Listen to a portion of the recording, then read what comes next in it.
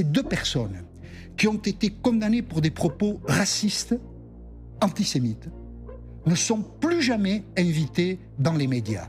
Il s'agit d'Alain Soral et de Dieudonné. Ça fait 15 ans qu'ils ne sont plus invités dans aucun média.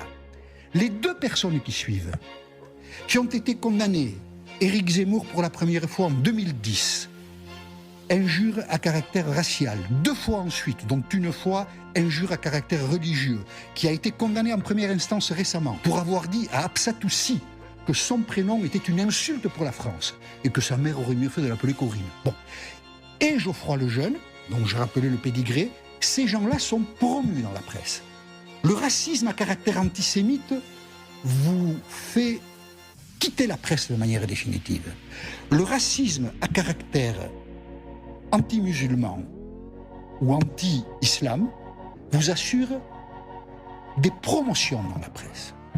On vous donne des émissions, on vous donne des tribunes et on vous confie la direction d'un journal. Pour moi, la conclusion est simple. C'est ça la France. Anti-musulman, vous dites? Zemmour, 3 fois condamné. Non, je parlais de Geoffroy Lejeune. Oh ben, Geoffroy Lejeune, c'est anti je sais pas quoi, enfin. Bon, anti ce que vous voulez, c'est raciste, quoi. C'est la justice qui l'a dit, hein. 2022, octobre 2022, jugement définitif sur le dossier Obono, insulte publique à caractère raciste. Voilà.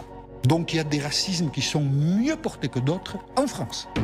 Ah, lui, il a fait mal cette année, hein. Honnêtement, il a fait mal. Ah, ben, il a complètement raison. Et quand on vient de dire que la France n'est pas un pays islamophobe, vous êtes des menteurs. Mais encore une fois, tous ceux qui disent que la France n'est pas un pays islamophobe sont aujourd'hui les gens qui propagent de la propagande anti-islam, anti-musulman toute l'année.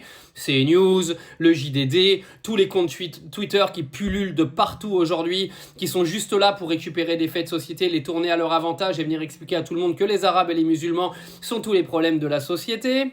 Mais Jean-Michel Apathy a complètement raison, hein. Aujourd'hui, tu propages un discours de haine anti-musulman, tu as des promotions partout. Alors que ce soit dans la presse, mais également sur les talk-shows, hein. Je vous rappelle qu'à une époque, par exemple, Cyril Hanouna faisait de TPMP une émission de divertissement.